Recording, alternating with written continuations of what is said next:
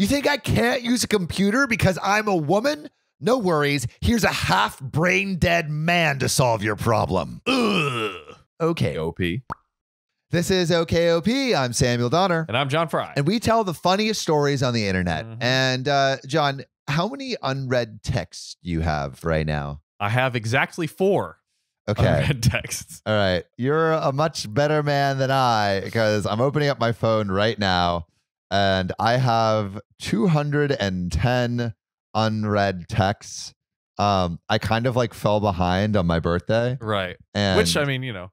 But which is worse because people are like wishing you happy birthday. Right. Yeah. And then you're just not responding to it. Yeah. And it feels bad. So my goal today, like tonight, is to finally catch up on my inbox. But the question is, I have some of these texts that like I haven't answered for a month. Right. Yeah. Do I just like what I have been doing is I've just been like responding as if no time has passed. Right. Right. Right. Like there was one today from a month ago that let's see.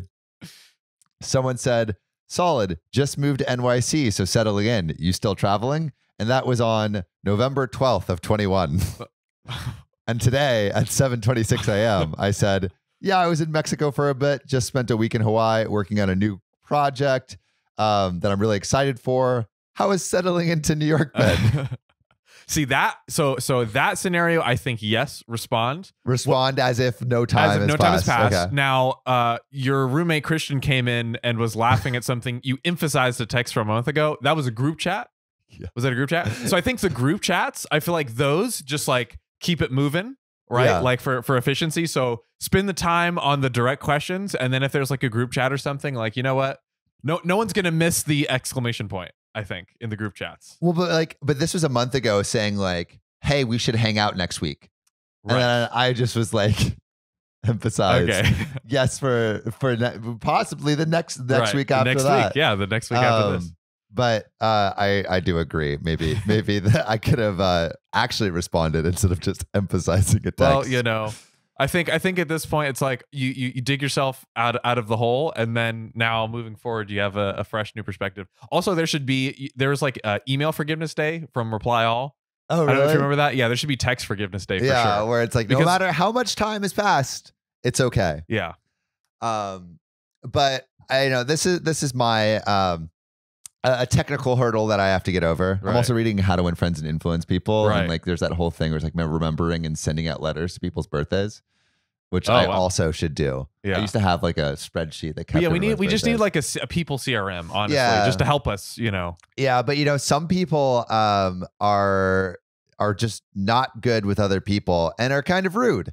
And so I have a technical rudeness story for you. Ooh. So get ready. Let's get rude. Let's get rude. You think I can't use a computer because I'm a woman? No worries. Here's a half brain dead man to solve your problem. Ugh. A boy. This happened about 15 years ago or so. I was a team lead, which will be important for the story later, at an IT help desk for a company that provided outsourced support to companies in a specific profession. Very interesting title of this business. Very technical prowess. Said profession is known for having employees that are very demanding and need everything right now, which I feel like is just like most customers for any service-based. But I can see, especially with the business, is like, yo, this is messing with my job. So yeah. Oh yeah. Facts. Yeah. If it's like if you're making money off something and that something ain't working, you're gonna be angry. Yeah. When that something isn't working. One of the people I supervised was, let's just say, challenging. We'll call him George. George was late 15 or so days a month, which is half the month. Bro, George should be fired just for being late alone. How is he still on like the payroll? I have no idea. Spoke in mostly incomprehensible mumbles, which I'm just imagining like the Charlie Brown. And had been caught by callers multiple times falling asleep and snoring on the phone call. I'm sorry, George needs to be fired. I have no idea why he's still employed. George is like, I can help you with your... Like falling asleep? Yeah. I saw this video on Reddit where it was like this woman at Subway was making a sandwich and mid sandwich was falling asleep. And the person was like, yo, I'm hungry.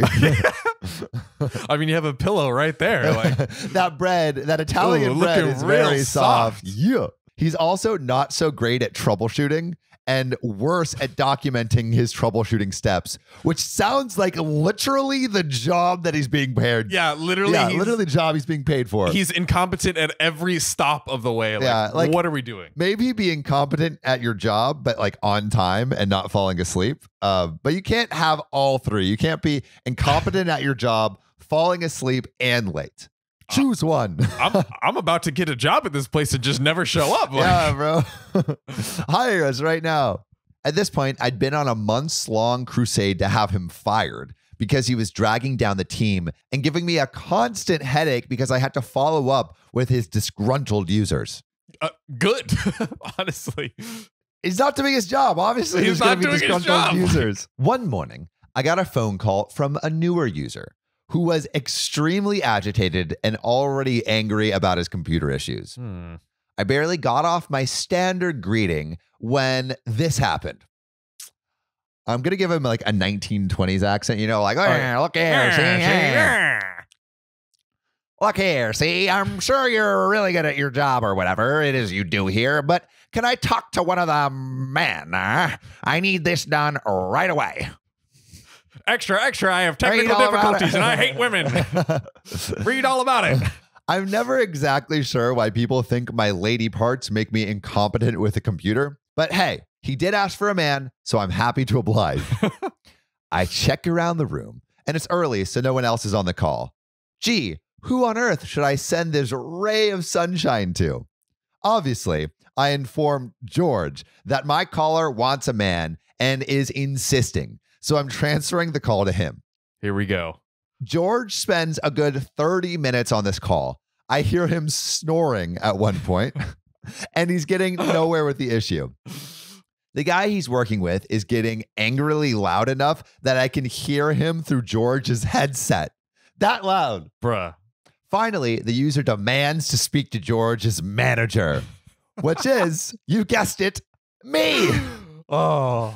So George transfers him back to me, and I sweetly apologize for the delay in resolving his issue and say I'd be happy to help him with his problem if he's okay with me, a little old lady, working on the problem. For some mysterious reason, now he's completely fine with that. I know the exact fix because I helped the in-house IT people test it out. I have him fixed in 2 minutes flat. I've never heard such a meek thank you. And then from thereafter, every time this guy called, he specifically asked for me, which, thanks, I guess. At least he was always polite for me. At least he was always polite to me from then on out. Wow.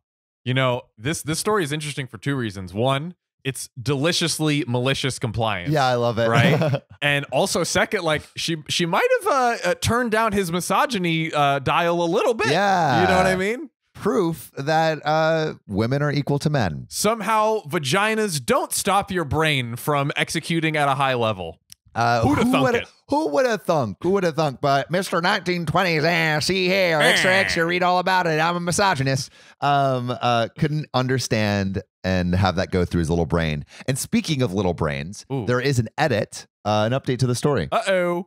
Since people are asking, George did finally get fired a few months later, long after I'd ever given up hope.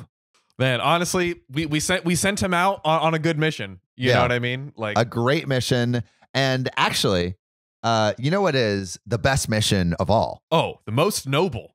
Subscribing to OKOP on YouTube, following us on Spotify and TikTok. And if you want to be a real one, support us on Patreon. Oh, yes. And we got a few new friends. We have Casey, Xenophoria, Stavine, Muhammad, Amanda, Will Combs, Connor Van Buren, Desiree Keegan, and Kathy Quigley. Thank you so much for supporting the show. Like our Patreon has like grown leaps and bounds in the last week. It's insane. Has. And by the way, a few quick announcements there. We launched a Discord. Yeah, for the Patreon join members, our Discord, which is popping. It's popping, by the way. And yeah, it's awesome. So What reason do you not have to join, Sam? Yeah, and also I feel like on the Discord, just tell us what you want. You know, this is like our way to communicate directly to you. And we want to hear from you about what your hopes, dreams, and desires are for yourself and also for the show. Exactly. So subscribe on Patreon, and we will see you next time. See you soon.